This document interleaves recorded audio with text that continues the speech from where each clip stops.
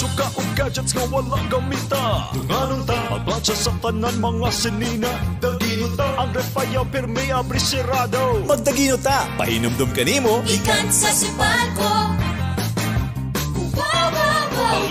Suka o gadgets nga wala gamita. Dunganong ta, maglansya sa tanan mga sinina. Dagino ta, atong power supply kulang kaayo. Magkahiusa, pahinumdum ka nimo. Ikan sa sipalko. Sa panahon nga gamayra ang supply sa kuryente ug mahal ang pagpalit niini. Magkahiusa. Dagino ta. Try consipalco.com for more. Pahinumdum ka nimo. Ikan sa sipalko.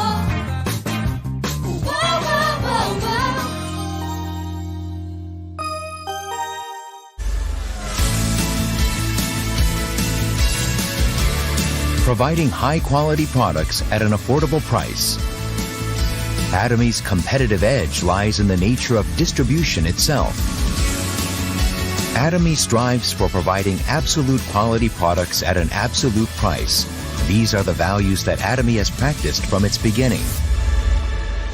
In all of Atomy's products, including health foods, beauty cares, living, food and beverage, fashion, and household appliances, filled with the philosophy of absolute quality and absolute price. Mayong adlaw sa tanan. I am Jimmy Makababat, a center head sa atong Atomy Education Center diri sa Cagayan de Oro. Ako kamong gidasig nga mogamit sa atong Atomy products. So ang atong Atomy products mao ni siya atong usually ginagamit kada adlaw sa atong panimalan. So why not ang atong mga brand sa atong ginagamit kada adlaw i-change nato og Atomy product? Because later on, the more nga magpalit kita og Atomy nga product, so the more nga naatay mga points nga mga kuha, ug later on mahimo pud nato ni siyang makakuha ta og mga ginagmay nga mga commission or income ani nga mga produkto.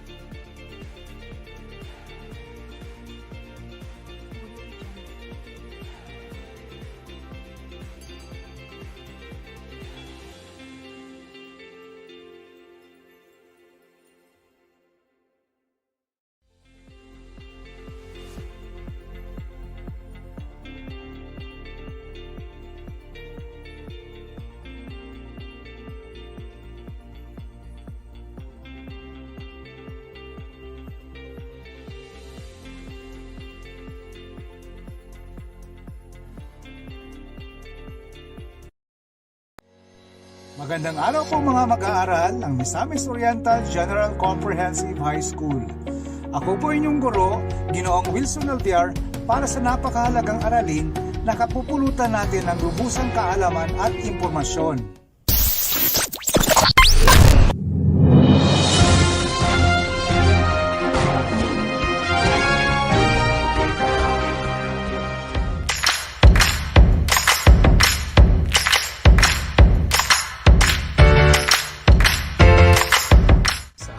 nakaraang talakayan, ating pinag-aralan ang tungkol sa kalagayan ng Pilipinas sa pagharap nito sa iba't ibang hamong pangkapaligiran na nagdudulot ng iba't ibang mga epekto sa pang-araw-araw na pamumuhay ng tao. Kung kaya't, sakaling magkaroon ng kalamidad sa inyong mga lugar, alam niyo na ba kung ano ang inyong gagawin? Kung saang ligtas na lugar ka maaaring lumikas at kung kanino ka hihingi ng tulong? Ang mga katanungan yan ay ilan lamang sa ating sasagutin para sa araling ito. Sa videong ito ay pag-aaralan natin ang tungkol sa disaster management. Ang araling ito ay nakaangkla sa most essential learning competency na nasusuri ang kahalagahan ng kahandaan, disiplina at kooperasyon sa pagtugon sa mga hamong pangkapaligiran. Halika at ating alamin, ang pagiging ligtas ng isang komunidad sa sakuna ay nakasalalay sa pagkakaroon ng isang mahusay na disaster management. Ngayon, ano nga ba ang disaster management? Ang disaster management ay isang dinamikong proseso na sumasakop sa pamamahala ng pagpaplano, pag-oorganisa, pagtukoy ng mga kasapi, pamumuno at pagkontrol ng isang komunidad sa panahon ng isang sakuna. Kabilang din dito ang iba't ibang organisasyon na dapat magtulungan at magkaisa upang maiwasan ang mga pinsala dulot ng sakuna. Ginagawang handa ang isang komunidad sa pagtugon upang mabilis na makabangon ang isang komunidad mula sa direktang epekto ng sakuna, kalamidad at hazard. Malinaw na pinapaliwanag dito na ang paggawa ng disaster management ay hindi lamang nakasalalay sa pamahalaan, kundi pati ang mga mamamayan at mga pribadong sektor ay kasama sa pagbuo at pagbalangkas ng isang mahusay na disaster management program. Yun naman kina Ondis at Rodito, ang disaster management ay tumutukoy sa iba't ibang gawain na dinisenyo upang mapanatili ang kayusan sa panahon ng isang sakuna. Kung bibigyang pansin ang nabanggit na kahulugan, makikitang hindi lamang ang pagtugon pagkatapos ng isang kalamidad ay kinapapalooban ng disaster management. Kabilang din dito ang mga gawain upang lubusang makabangon mula sa kalamidad at maibalik ang normal na daloy ng pamumuhay ng mga tao sa isang lugar. Sa pagkakataong ito, ating pag-aaralan ang mahalagang konsepto at termino sa pag-aaral ng disaster management. Ito ay sinalin sa Filipino mula sa Disaster Reduction Management System Analysis, a guidebook ni Baas at ng kanyang mga kasama. Simulan natin sa konsepto ng hazard. Ang hazard ay tumutukoy sa mga banta na maaaring dulot ng kalikasan o ng gawa ng tao. Ang hazard ay nahati sa dalawang uri. Ito ay ang anthropogenic hazard at ang natural hazard. Anthropogenic hazard o human-induced hazard, ito ay tumutukoy sa mga hazard na bunga ng mga gawain ng tao. Halimbawa riyan ay ang water pollution at ang air pollution. Samantala naman, ang natural hazard ay tumutukoy sa mga hazard na dulot ng kalikasan. Halimbawa niyan ay ang bagyo, lindol, tsunami at marami pang iba. Tumungo naman tayo sa konsepto ng disaster. Ang disaster ay tumutukoy sa mga pangyayari na nagdudulot ng panganib at pinsala sa tao, kapaligiran at mga gawaing pang-ekonomiya. Ito ay sinasabi ring resulta ng mga hazard, vulnerability at kawalan ng kapasidad ng isang pamayanan upang harapin ang mga sakuna o hazard. Vulnerability ay isa rin sa mga termino na dapat nating pag-aralan sa pag-aaral ng disaster management. Ito ay tumutukoy sa tao, lugar at infrastruktura na may mataas na posibilidad na maapektuhan ng mga hazard. Nariyan din ang risk. Ang risk naman ay tumutukoy sa inaasahang pinsala sa tao, ari-arian at buhay dulot ng pagtama ng isang kalamidad.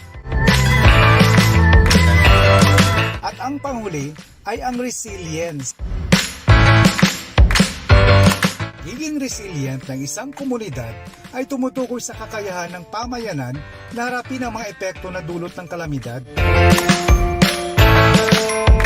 Ngayon, ating alamin naman ang bumubuo sa Philippine Disaster Risk Reduction and Management Framework Act of 2010.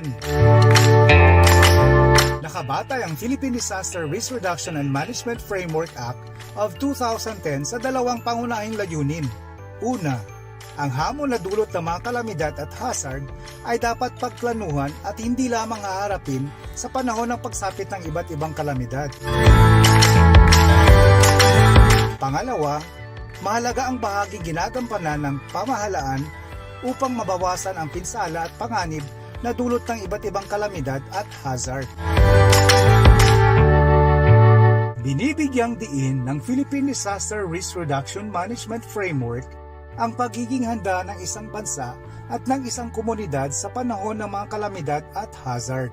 Naniniwala din ito na mapapababa o maiiwasan ang pinsala na maaaring maidulot ng mga kalamidad. Isinusulong din ng Philippine Disaster Risk Reduction Management Framework ang kaisipan ng paglutas sa mga suliranin at hamong pangkapaligiran ay hindi lamang tungkulin ng ating pamahalaan. Ang proseso sa pagbuo ng isang disaster management plan ay dapat na produkto ng pagkakaisa at pagtutulungan ng iba't ibang sektor ng lipunan, tulad ng pamahalaan, private sector, business sector, non-governmental organization at higit sa lahat ng mga mamamayang naninirahan sa isang lugar, partikular ng isang komunidad. Dito po nagtatapos ang ating aralin. Para sa ating susunod na talakayan, ating pag-uusapan ang Community-Based Disaster Risk Reduction Management at ang mga hakbang nito. Hanggang sa susunod mga mag-aaral!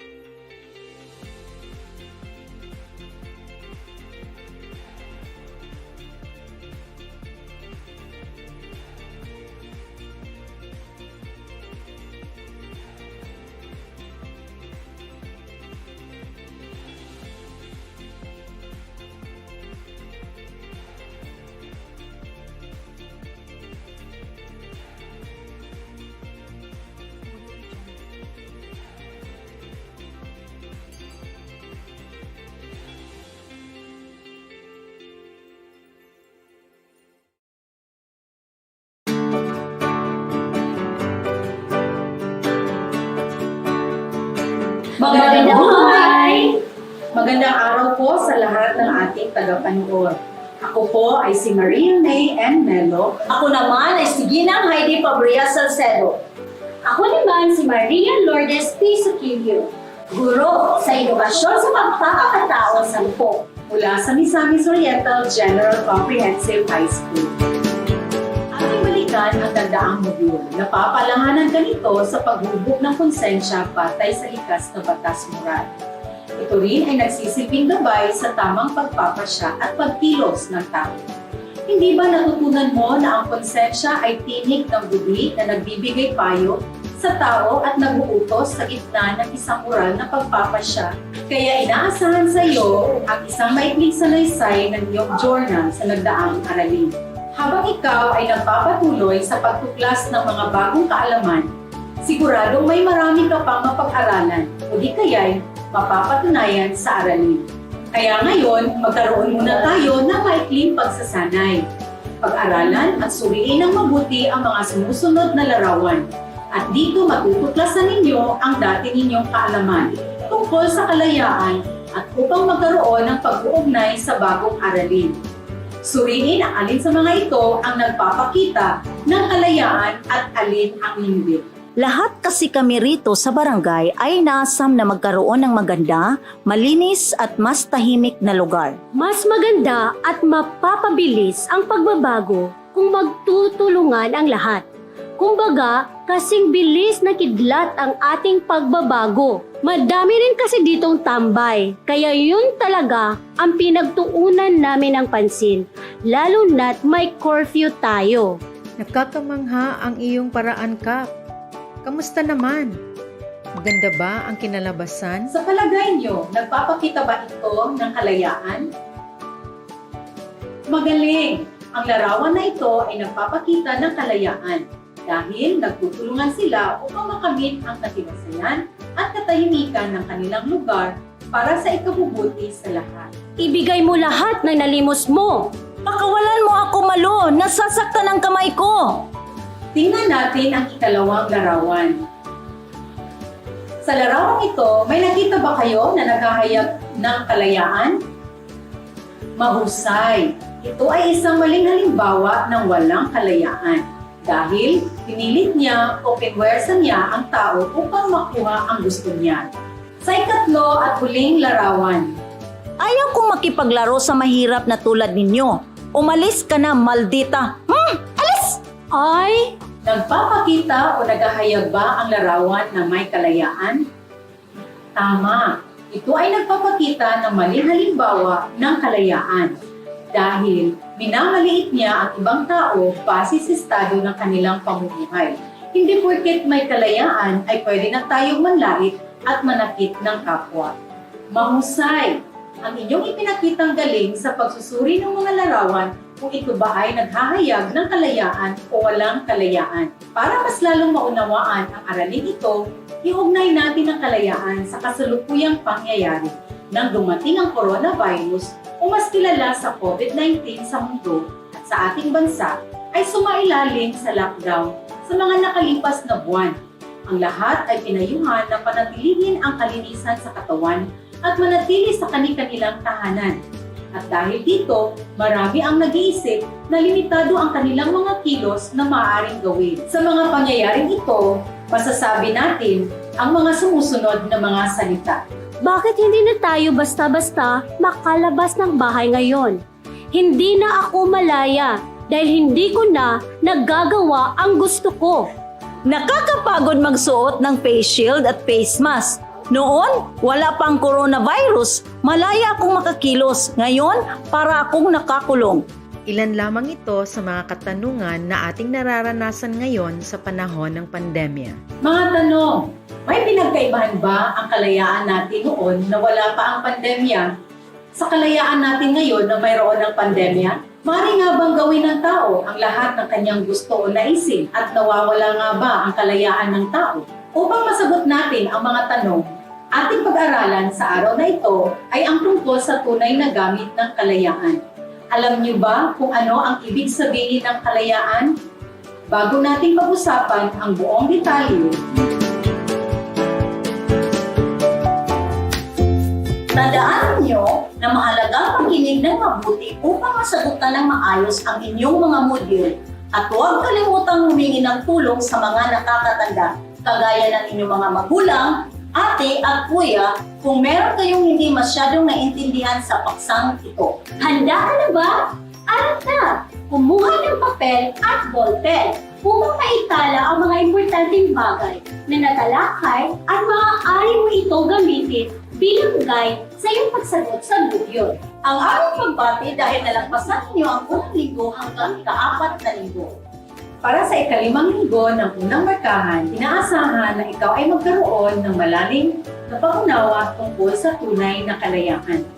Upang maisagawa mo ito, kailangan mo munang maipapaliwanag ang tunay na kahulugan ng kalayaan. Napapatunayan na ang tunay na kalayaan ay ang kakayahang tumugon sa tawag ng pagmamahal at paglilingkod at makagagawa ng angkop na kilos upang maisa sa buhay ang paggamit ng tunay na kalayaan.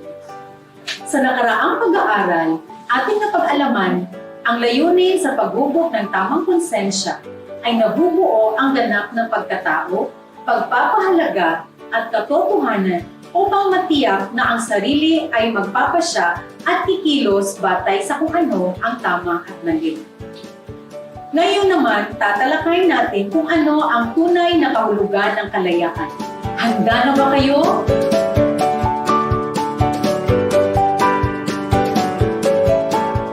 Ayon kay Santo Tomas de Aquino, ang kalayaan ay katangian ng kilos na itakda ng tao ng kanyang kilos tungo sa maaari niyang hantungan at itakda ang paraan upang makamit ito. Ibig sabihin, ang tao ay nagtatakda ng kanyang kilos para sa kanyang sarili. Walang anumang puwersa sa labas ng tao ang maaaring magtakda nito para sa kanya. Nangangahulugan lamang na ang remote control ng kanyang buhay ay hawak ng kanyang sariling mga kamay. Siya ang pumipili sa istasyon ng gawain. Ang kapangyarihan ng kilos-loob ay hindi maaaring ibigay sa iba. Halimbawa, nagalit o nasira ang araw mo. Iyon ay dahil mas pinili mong magpa-apekto sa iyong emosyon o magpa-apekto sa iba. Isa pang halimbawa ay, kung wala kang natutuhan sa leksyon, may paraan na pwede mong gawin upang maunawaan ang isang aralin. Ito ay may kakayahan ng tao na isipin kung ano ang nararanasan niya pagkat mayroon siyang kamalayan. Ngunit, hindi sakop ng kalayaang ito ang piliin ang kahihinatnan ng kilos na pinili niyang gawin. Palaging may pananagutan ng tao sa kahihinatnan sa pinili niyang kilos. Ano kung gayon ang kalayaan? Ano ang kaugnayan ito sa iba pang pagkatulad ng tao? May kaugnayan ba ito sa pagpapakatao ng tao? Ang tunay na kalayaan ay karaniwang gumigising sa puso ng kapwa. Ipinaglalaban ng bawat tao ang kanyang karapatang mabuhay, magpasya ayon sa kanyang nais. Karaniwang tinitingnan ang kalayaan bilang kawalan ng panlabas na hadlang sa pagkamit ng ninanais ng tao. Bibihirang kinikilala na ang pinakamalaking hadlang ng kalayaan ay hindi nagmumula sa labas, kung hindi nagmumula mismo ito sa loob ng tao. Kaya kailangan ng tao ng higit pa na malayang kilos-loob upang maging malaya.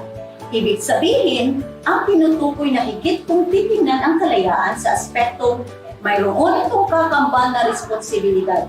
Sa madaling salita, ang kalayaan ay may kasunod na responsibilidad. Ayon kay Johann, na isang pilosopo, merong dalawang kahulugan ng responsibilidad o pananagutan na nakakaapekto sa ideya ng kalayaan. Una, kalayaang kaugnay ng malayang kilos-loob.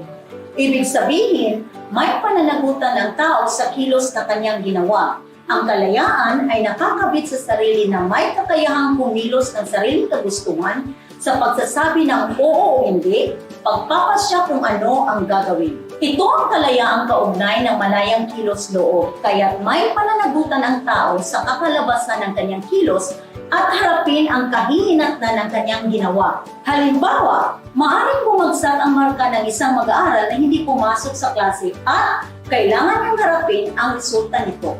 Pangalawa, kakayahang tumugon sa tawag ng pangangailangan ng sitwasyon. Hindi tunay na malaya ang tao kapag hindi niya nakita na lampas ang kanyang sarili. Kapag wala siyang pakialam sa nakakapalibot sa kanya. Kapag wala siyang kakayahang mapalasakit ng kulay. At kapag siya ay nakakulong lamang sa sariling interes.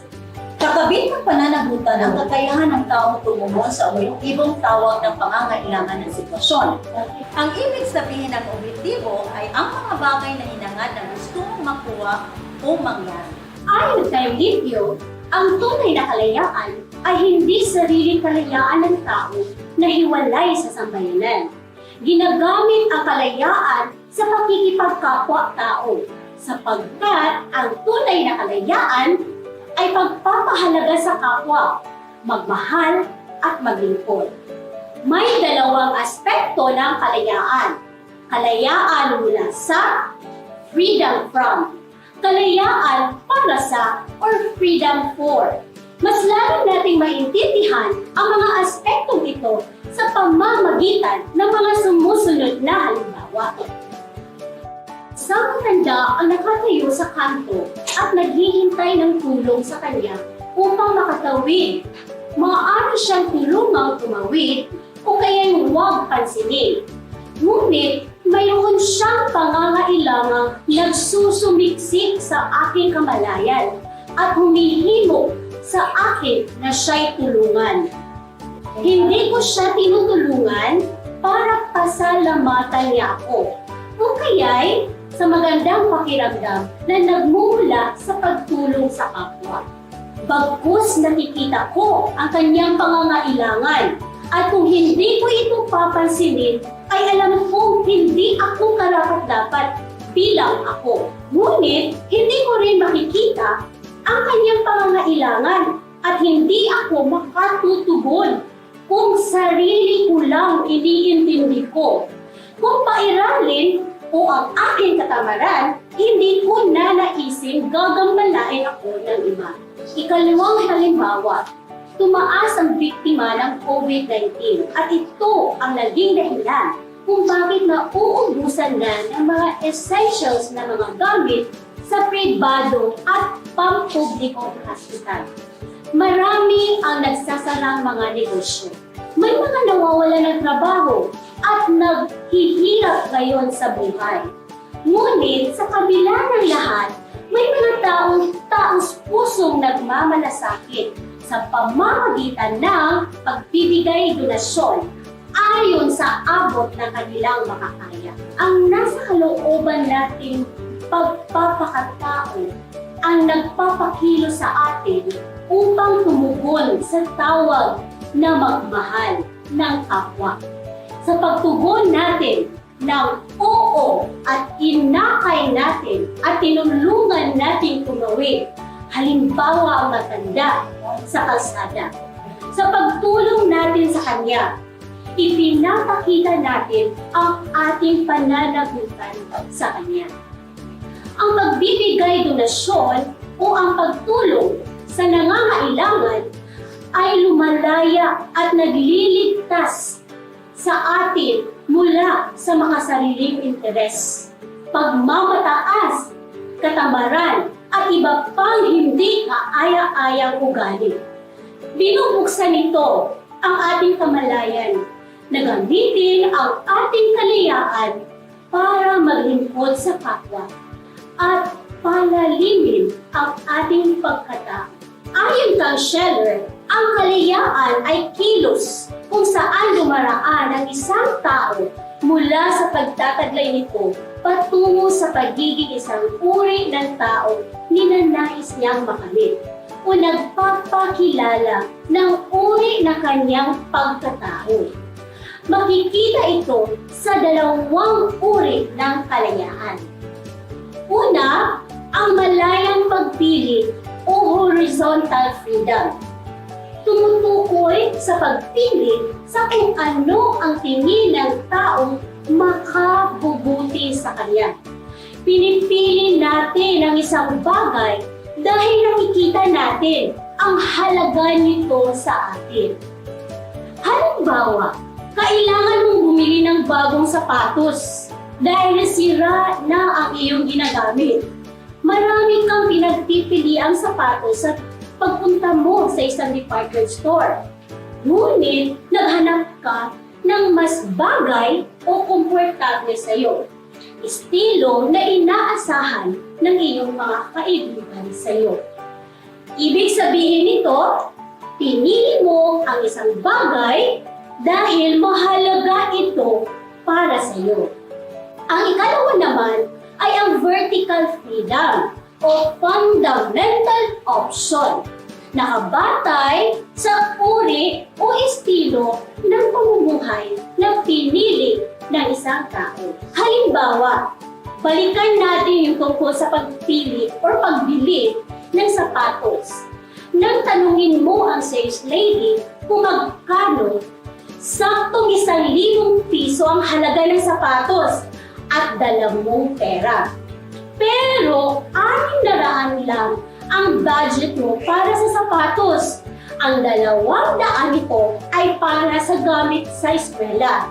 At ang 200 naman ay para sa allowance. Ibig sabihin, ang vertical freedom ay pagkasyahin ang perang mayroon ka at mamuhay ayon lamang sa iyong kakayahan. Sa kabuuan, kaugnay ng pagiging moral na individual, may 2 fundamental option na bukas sa tao. Pataas tungo sa mas mataas na halaga o tinatawag nating pagmamahal. Ikalawa, pababa tungo sa mas mababang halaga o pagkamakasarili or egoism. Tumutukoy ang mga ito sa pangunahing pagpili na ginagawa ng tao kung ilalaan ba niya ang kanyang sarili na mabuhay kasama ang kanyang kapwa at Diyos o mabuhay lamang sa kanyang sarili. Ang fundamental option ng pagmamahal ayon kay Johan ay isang panloob na kalayaan or inner freedom.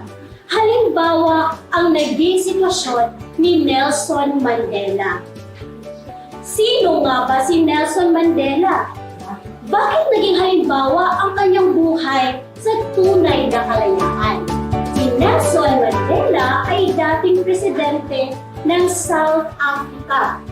Isa sa mga tumatak na legasiya ni Mandela ay ang paglaban sa pagkakamukod ng mga residente ng South Africa ayon sa kanilang kulay ng balat.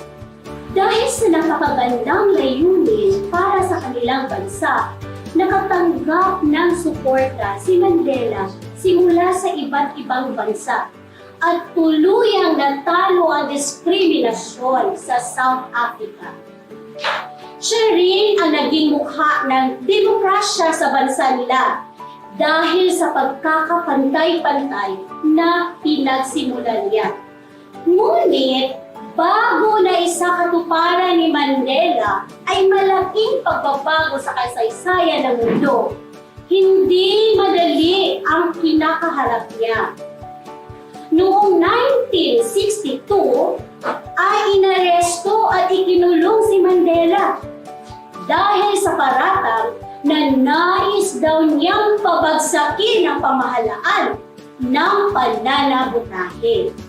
Habang buhay na pagkakabilanggo ang hatol sa kanya. Ngunit nakulong lamang siya ng 28 taon at nakalaya siya noong 1990. Tinagurian din si Mandela bilang most celebrated political prisoner sa kasaysayan ng daigdig. Dahil sa magandang nasimulan bilang isang pinuno, nagparangalan si Mandela ng Nobel Peace Prize noong 1993 dahil sa pagpapalaganap ng kapayapaan at paglaban sa diskriminasyon sa kaniyang bansa na naging inspirasyon din sa iba't ibang bahagi ng mundo. Bilang pagkilala at pasasalamat ng South Africa sa nagawa ni Mandela, tinagurian siyang bilang Uniting Force of South Africa at naging Father of Nations.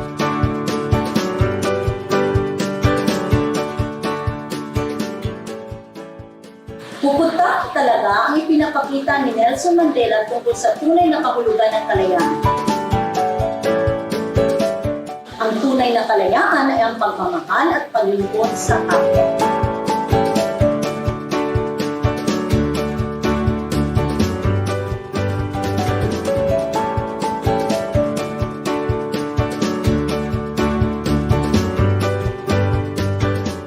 May papakita ito sa pamamagitan ng pagtulong at pagmalasakit sa mga nangangailangan, lalong-lalo na sa panahon ng pandemya, tulad ng pagbibigay donasyon sa mga nangangailangan ng iba.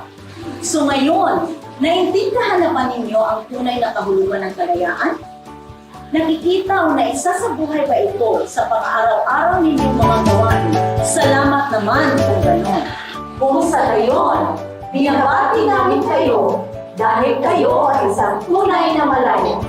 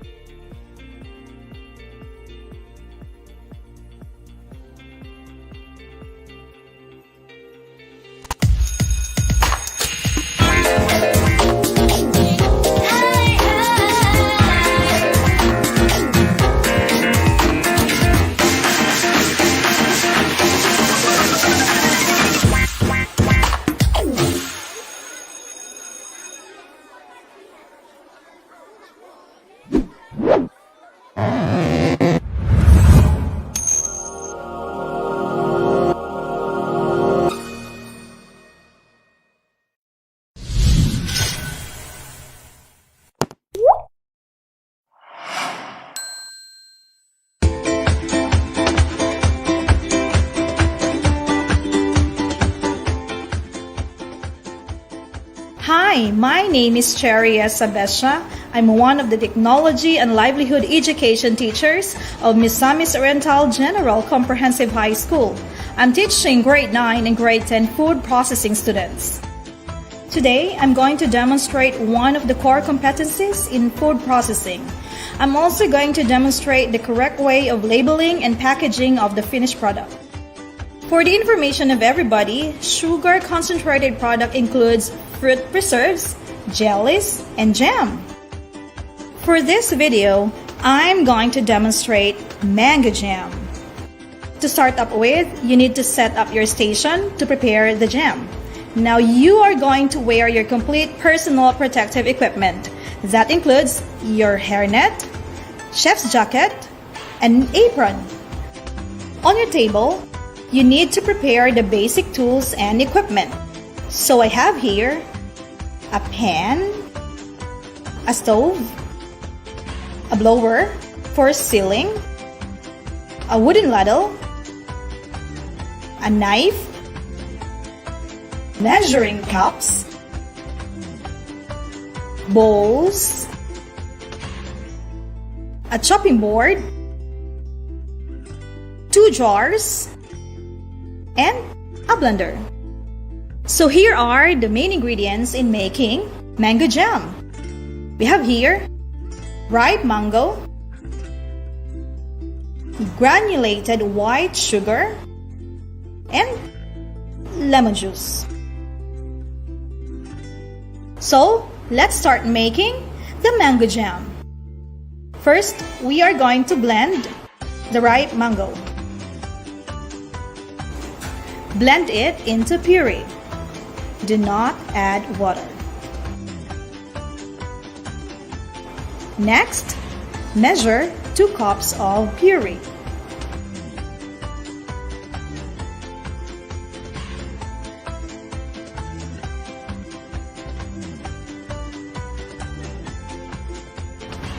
Turn on the stove. Put the mango puree into the pan. Stir it. Cook it on a medium-high flame for 3 minutes. Stir well so the mango are coated with sugar. Add the sugar and stir the mixture until the sugar dissolves and it becomes liquidy. Add the lemon and continue stirring until it turns glossy. Keep stirring until it is set up.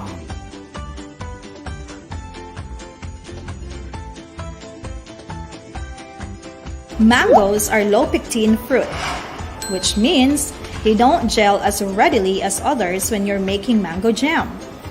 Low pectin does not mean no pectin, and they will still create a lovely jam after about 20 minutes of cooking. It's not only about pectin. There's another reason why lemon juice is added to most jam recipes: for safe canning and to prevent the growth of bacteria. Now here are the tips for making mango jam. Choose mangoes that are ripe but not overly ripe, and look for a variety of mango that are not stringy.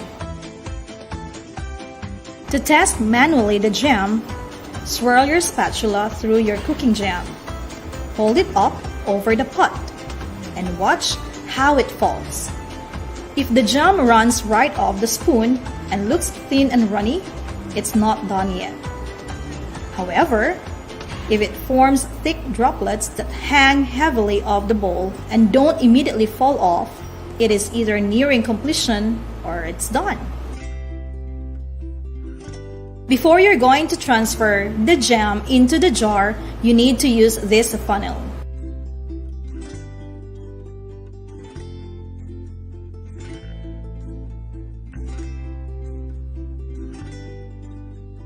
Since we are done making the product, this time we will do the labeling and packaging of the mango jam. Now here are the things needed. First, the finished product. Next, the label. Make it sure that the label has the name of the product, the ingredients, manufacture date, expiration date, and the net weight. Then you need to have the seal. And we also need the heat gun sealer, but since we don't have the heat gun sealer, we will just use the blower as an alternative. Now, let's start. Now this time, place the seal onto the jar. Place it properly. Seal it using the blower or heat gun sealer if it's available. Then, do this.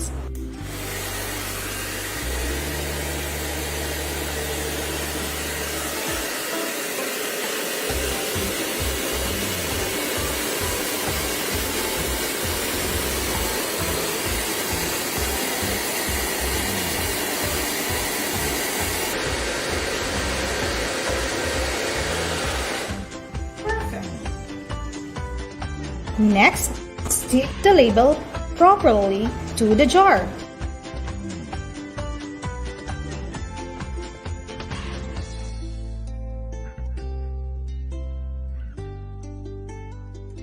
It's done! Here is our finished product, the mango jam.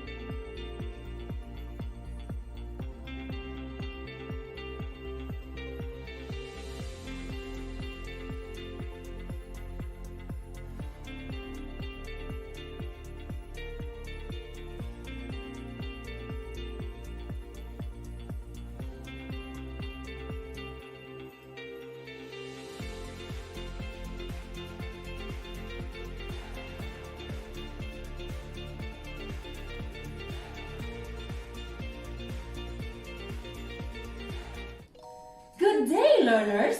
How are you today? I hope and pray that all of you are in good health. This is Teacher Jenny, your partner in learning.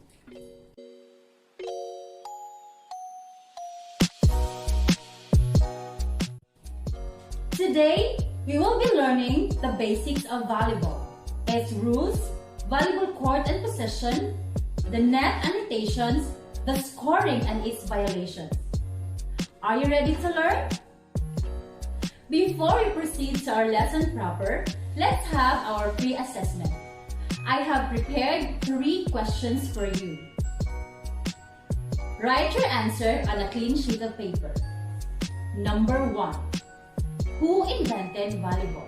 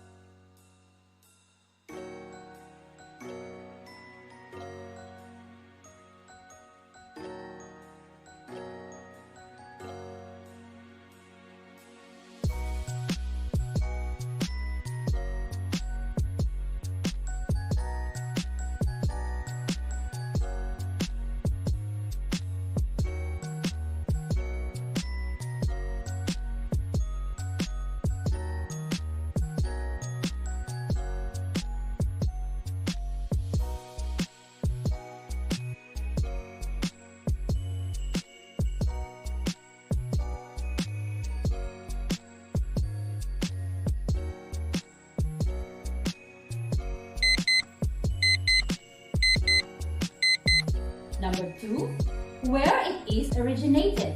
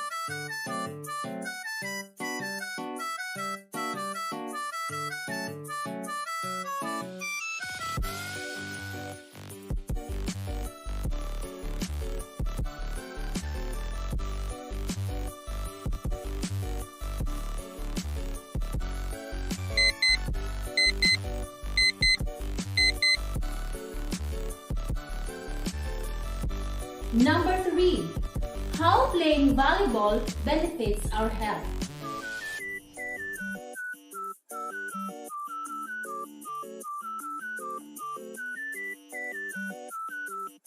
Alright, and 1, 2, 1, 2, 3, 4.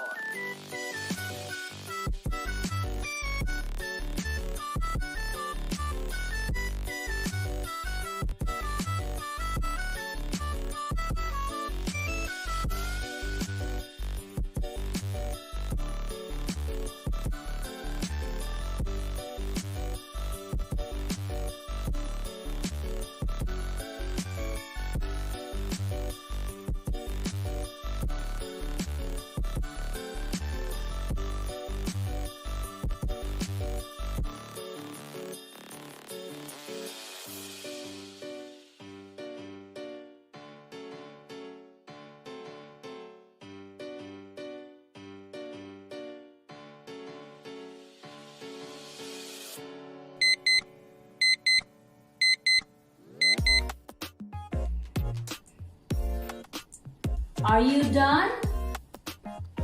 Very good. Volleyball. It is a game played by 2 teams, usually of 6 players on a side, in which the players use their hands to bat a ball back and forth over a high net, trying to make the ball touch the court within the opponent's playing area before it can return. To prevent this, A player on the opposing team bats the ball up and toward a teammate before it touches the court surface. The teammates may then volley it back across the net or bat it to a third teammate who volleys it across the net. A team is only allowed only 3 touches of the ball before it must be returned. History of volleyball. The sport's volleyball originated in the United States of America. William Morgan invented volleyball in 1895. He decided to blend elements of basketball, baseball, tennis, and handball to create a game for his classes of businessmen, which would demand less physical contact than basketball. He created the game of volleyball. Today, there are more than 46 million Americans who play volleyball. There are 800 million players worldwide who play volleyball at least once a week. On July 7, 1896, at Springfield College, the first game of volleyball was played. In 1916, in the Philippines, an offensive style of passing the ball in a high trajectory to be struck by another player were introduced. In 1917, the game was changed from 21 to 15 points.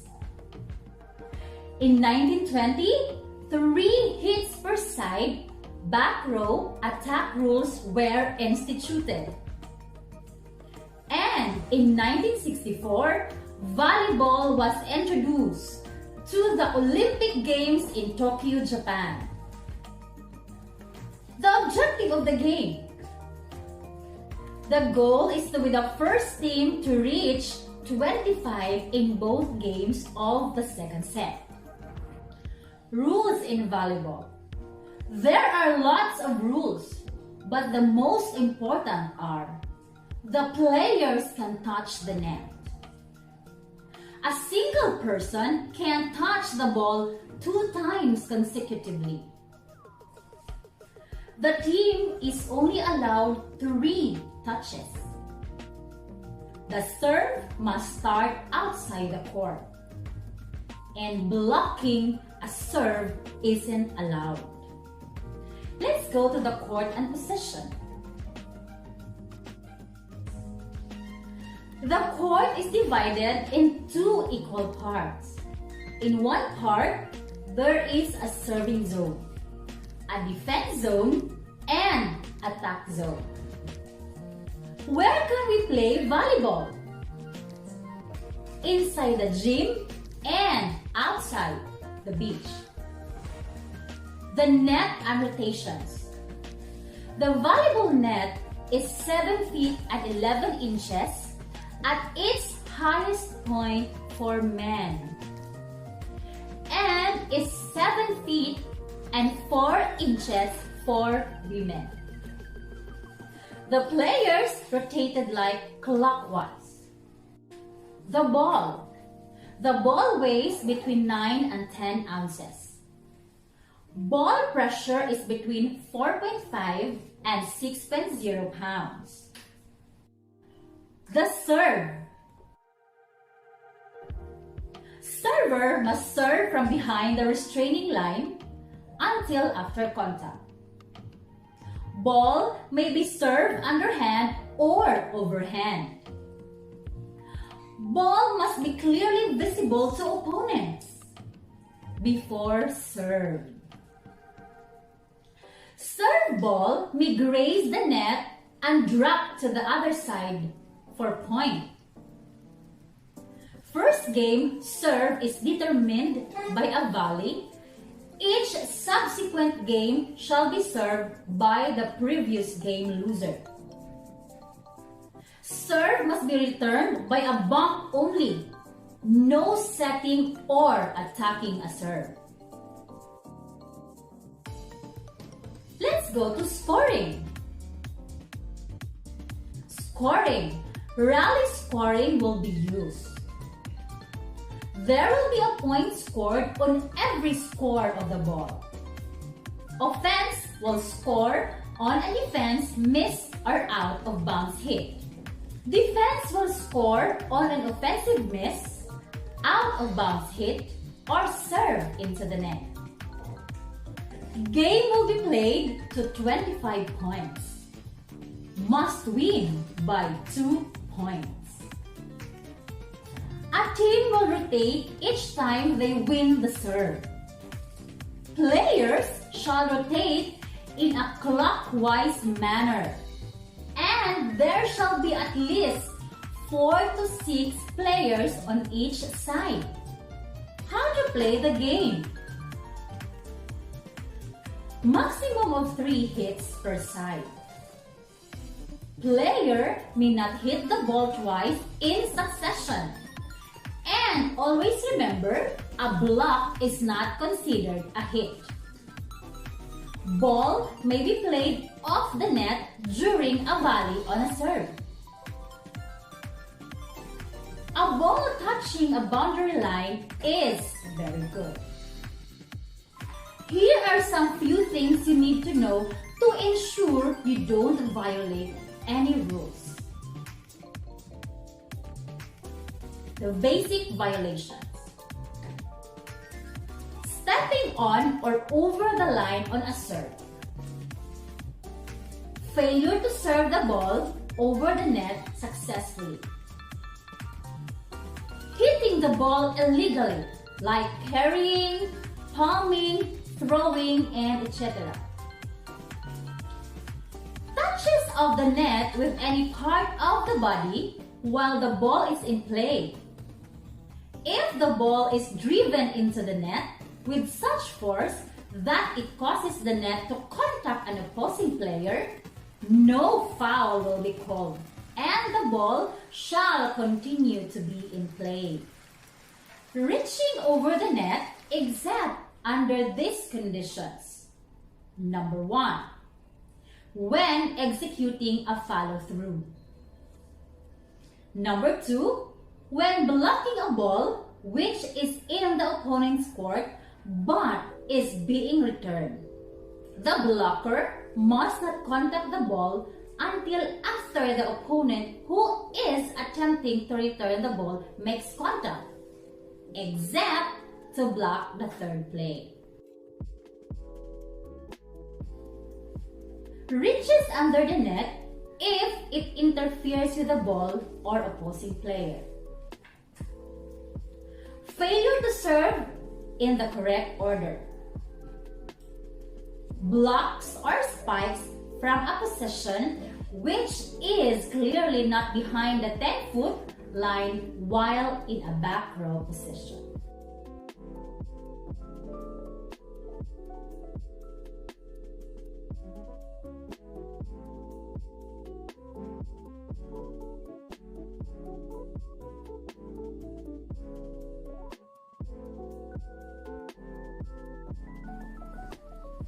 Volleyball is a fun sport that is easy to learn.